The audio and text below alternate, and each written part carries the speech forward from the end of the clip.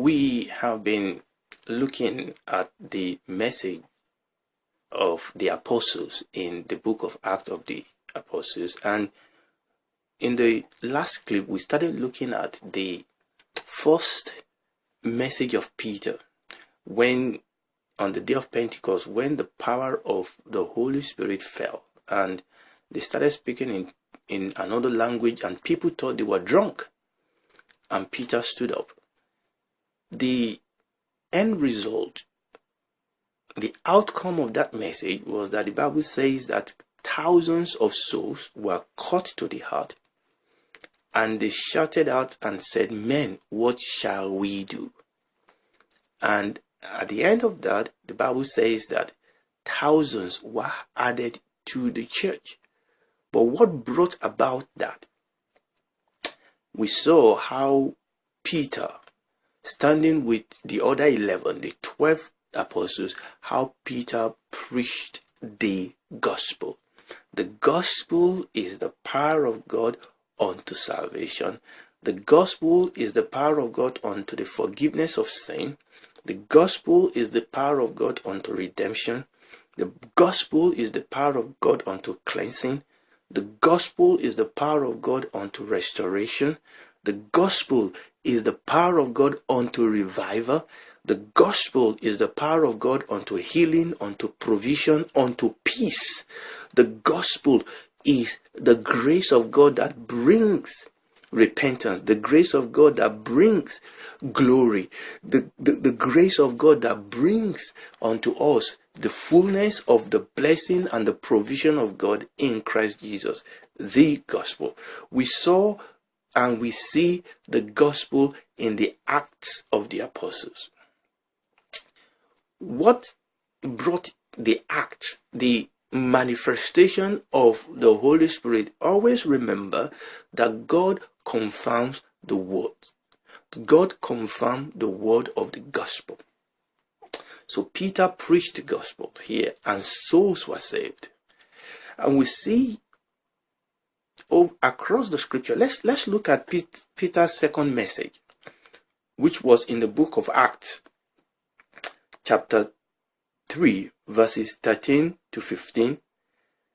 Let's read that first. The God of Abraham and Isaac and of Jacob, the God of our fathers, has glorified his son Jesus. Is the gospel of God, is the gospel of God's Son, is the gospel of the Lord Jesus Christ, whom you delivered up and denied him in the presence of Pilate when he was determined to let him go. But you denied the Holy One and the just, but desire a murderer to be granted unto you, and you killed the Prince of Life, whom God has raised. Is the gospel of his life, his death, his burial, his resurrection, whom God has raised from the dead, whereof we are witnesses. Repent ye therefore and be converted, that your sin may be blotted out, when the times of refreshing shall come from the presence of the Lord, and he shall send Jesus Christ, which before was preached unto you. And we see here that even in the second, and by the way, I already also read verses 19 to 20 of that chapter 3, and we saw here again Peter preaching the gospel. Preaching the gospel. That is what they preach. Now, obviously, I mean that incident, I believe, let me bring this up. That incident in the book of Acts chapter 3, I just want to double check that.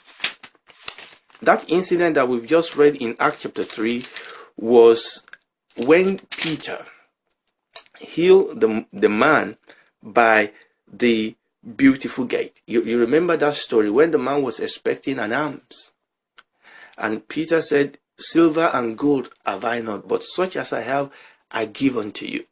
And this man was healed by the power of God, and people gathered around, and Peter said, "Why are you looking at us as if by our holiness, as if by our righteousness?" Peter said, Verse 12, and when Peter saw it, he answered unto the people, you men of Israel, why marvel you at this? Or why look ye so earnestly on us, as though by our own power or holiness we have made this man to work? Peter said, no, it's not by our power, it's not by our holiness. And Peter began to preach the gospel unto them. Obviously, the leaders didn't like this, and they arrested them. Let's look at the message of Peter before the high priest, before the leaders. Acts chapter 5, from verses 30 to 32. The Bible says, and Peter was speaking here. He said, the God of our father, remember this is Peter preaching before the leaders of the nation.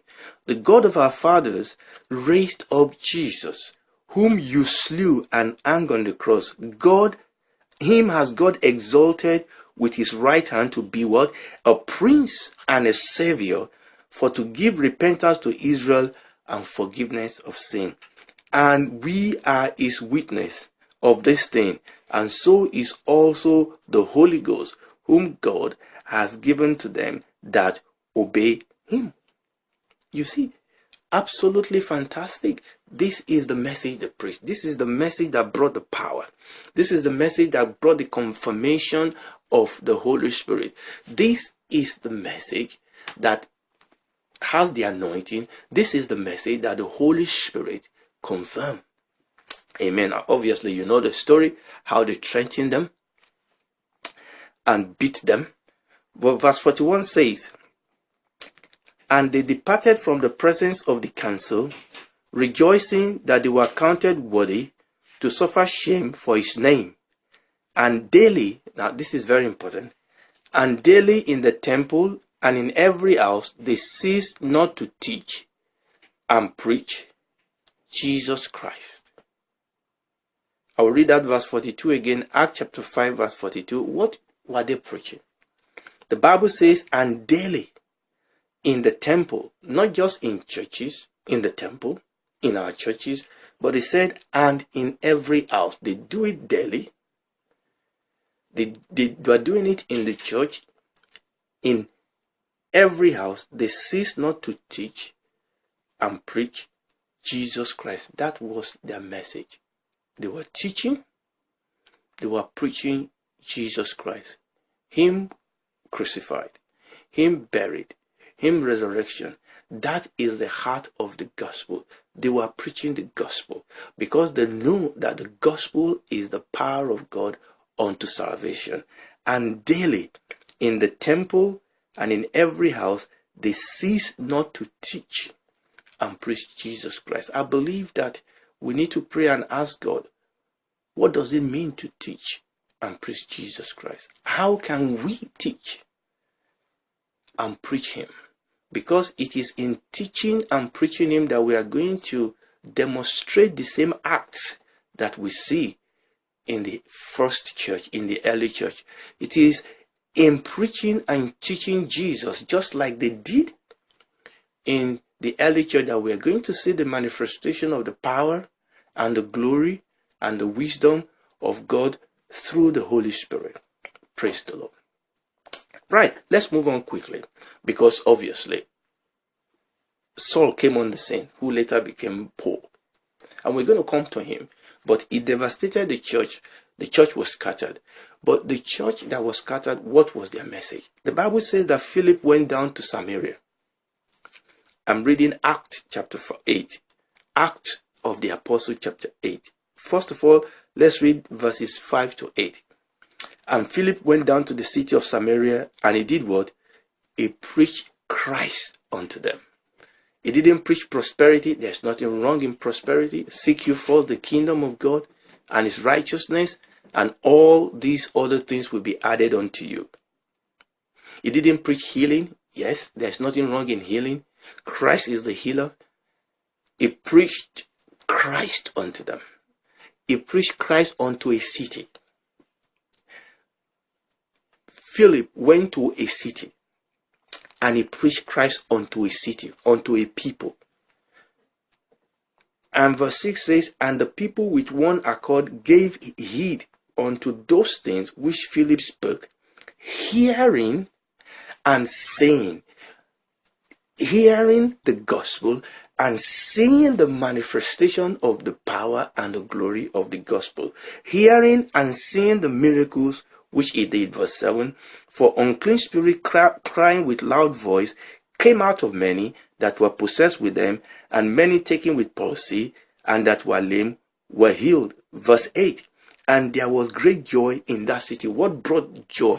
The preaching of the gospel, the believing of the gospel, the receiving of the gospel, the manifestation of the gospel by the power of the Holy Spirit. We cannot experience the manifestation of the Spirit of God without preaching the gospel in the power of the Holy Spirit. The Bible tells us that Philip went down to Samaria and he preached the gospel unto them. I know we have to pray and say, God, we have to be hungry to say, God, bring us to a new reality of the gospel. What does it mean to preach Christ? What does it mean to preach him? How do we do it? But let's read verse 12. And obviously in there we know there was the story of Simon the sorcerer. In preaching the gospel, Philip broke the power of darkness over a city by the preaching of the gospel.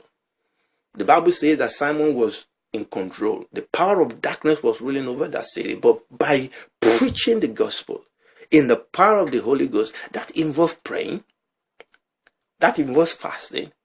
But ultimately, it boils down to preaching the gospel in the power of the Holy Spirit.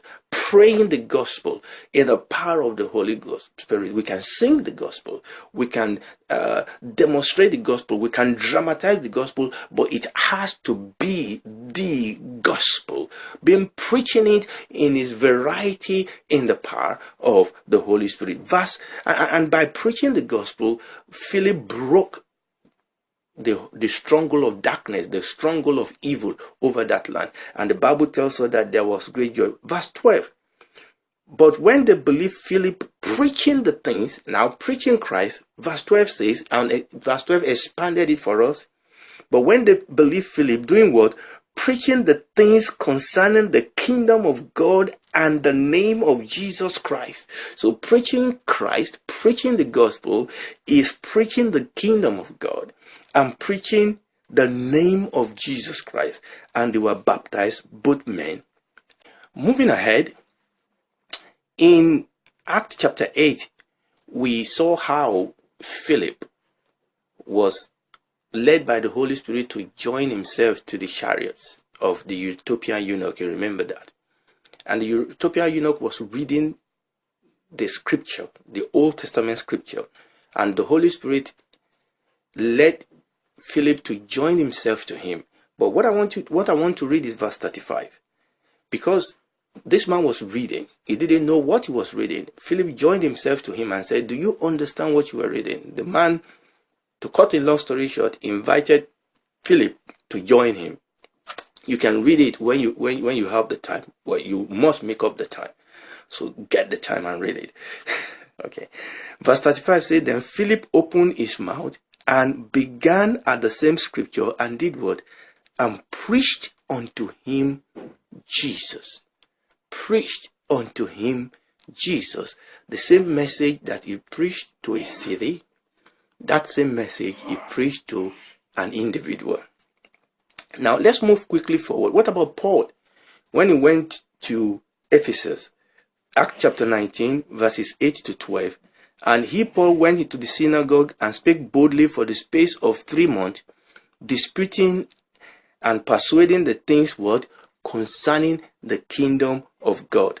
But when divers were hardened and believed not, but spake evil of that way before the multitude, he departed from them and separated the disciples, disputing daily in the school of one Tyrannus, and continued by the space of 2 years, so that all they which dwell in Asia heard the word of the Lord Jesus, both Jews and Greek. And God wrought special miracle by the hand of Paul, so that from his body were brought unto the sick handkerchief, an apron, and the diseases departed from them, and the evil spirit went out from them. Work of power, manifestation of power.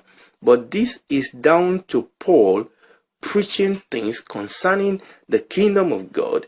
And the Bible says that he was preaching so mightily that this is not just a city, the whole province of Asia, the whole Roman province of Asia heard the word of the Lord Jesus Christ.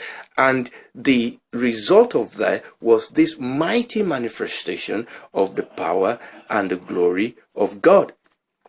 Let's go to chapter 20, verses 17 and 25. This was when Paul was on his way to Jerusalem and he was going to die. That's what he said. The Holy Spirit told him that he was going to be arrested, and he still said he wants to go. But on the way, he sent for the leaders of Ephesian church. Verse 17 of Acts chapter 20. And from Miletus, Paul sent to Ephesus and called the elders of the church. Verse 29. This was part of what Paul was encouraging and speaking to the leaders of the church at Ephesus. He said, "Now, behold, I know that you all, among whom I have gone preaching the kingdom of God, shall see my face no more." He said, this is what I've been doing. I've been going among you preaching Christ, preaching the kingdom of God. Finally, I know I've gone a little bit ahead of how long I normally do this clip, but I was wanting to finish this. Finally, the last chapter of the book of Acts of the Apostles, chapter 28. I will read 2 verses. Verse 23. Paul was already under arrest and has gone to Rome, but he was under house arrest. Verse 23 was when he called the elders of the Jewish community in Rome to come. Verse 23. And when they had appointed him a day, there came many to him into his lodging, to whom he expounded and testified the kingdom of God, persuading them concerning Jesus, both out of the law of Moses and out of the prophet, from morning till evening. He was expounding and testifying concerning the kingdom of God and persuading them concerning Jesus. Obviously, some of them believed, some of them didn't believe. But the last verse tells us that in verse 31, tells us, I believe this verse encapsulates for us the message of the apostles in the Acts of the Apostles. He said Paul was in his own rented house. Verse 31 says, preaching the kingdom of God, teaching those things which concerns Jesus Christ with all confidence, and no man forbade him. I believe this is a fitting conclusion and summary of the message of the gospel, the message that they preach in the Acts of the Apostles, preaching the kingdom of God and teaching those things concerning the Lord Jesus Christ. This was their message. This must be our message. I believe that we must seek the face of God and say, God, teach us how to do this, just like they did in the former church, in the early church. Praise the Lord.